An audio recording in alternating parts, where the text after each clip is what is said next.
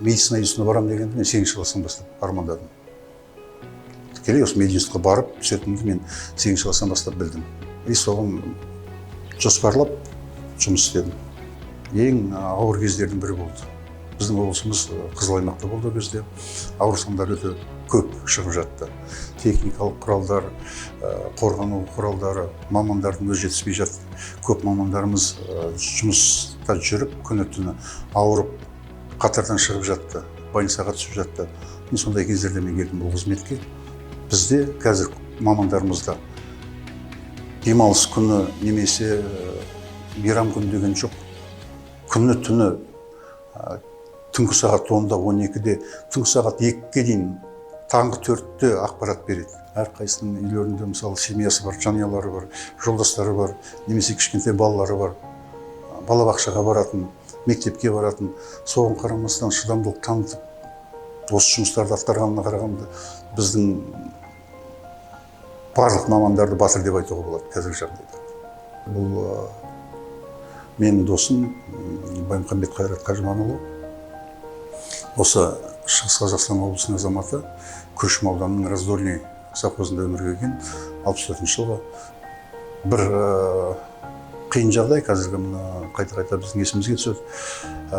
Қайрат Қажыманұлы Алматы облысының санитарлық эпидемиологиялық қызметін басқарып жүріп, нағыз коронавирус пандемиясын келген кезі қызметте жүріп, сол қызметте сырқаттанып, Талдықорған қаласының емханасында қайтыс болды.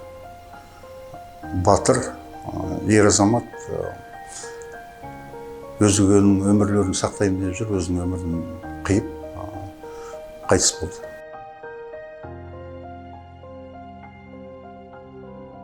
Бәріміз шаршадық маскадан. Егер тыныс алу жүйесін қолыңмен басып тұрсаң, қалай демаласың?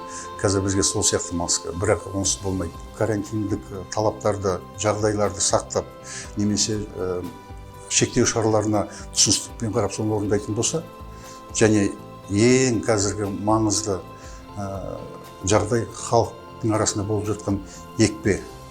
Сол екпеге де халық дұрыс түсінікпен қарап, бір адамдай келіп егілсе, таяу арада шығамыз деп ойлаймын, маскадан құтыламыз деп. Шыңғыс Айтматовтың бір сөзі бар. Ылдиымды мадақтаймын, тауымның еңсесін сүрмей деп.